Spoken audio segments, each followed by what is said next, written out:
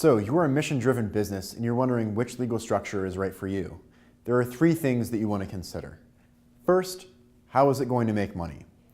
Are you going to have an earned income strategy where some portion of it functions like a business and you actually generate profit and income?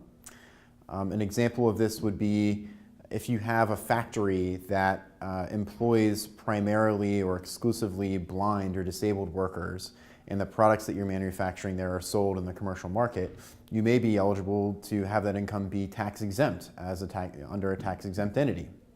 So if you do have revenue and you do have a business model that's going to be supporting your enterprise, then the next question you need to ask is that income related to an exempt purpose? And so an exempt purpose would be providing employment for disabled people. So that's the first point. How will it make money? Do you have an earned income strategy, or is it going to be completely charitably donation or grant funded? And so that brings us to the second question, which is who will fund this enterprise? Is it going to be funded by grant makers, donors, or investors? If it's from donors, are they going to come from the local community? Are they going to come from other charitable organizations? How are you going to organize that campaign? If it's from investors, are they angel investors? Are they foundations? Is it an early stage venture capital fund? Think through really concretely who is going to fund this enterprise, and then come up with a plan B. If your first target source for capital doesn't pan out, who will you turn to then?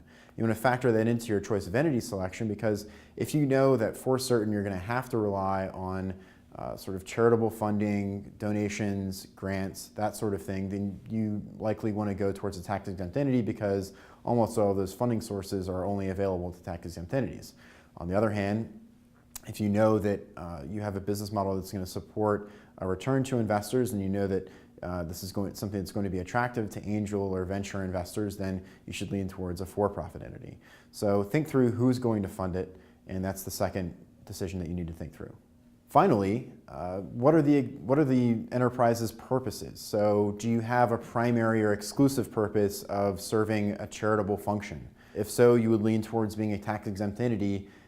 If you have instead a substantial purpose of generating profit, generating income, and returning those profits to shareholders in the form of a distribution, then you would lean towards a for-profit entity. So think through how you want that purpose structure to function, and if you are leaning towards a primary or exclusive purpose of serving a charitable constituency like disabled people or low-income individuals, then you would lean towards a tax-exempt entity, whereas if you have really a substantial or even a primary purpose of earning profits, then you would lean towards a for-profit entity. Think through these initial questions of how is it going to make money, who's going to fund it, and what are its purposes. That's all.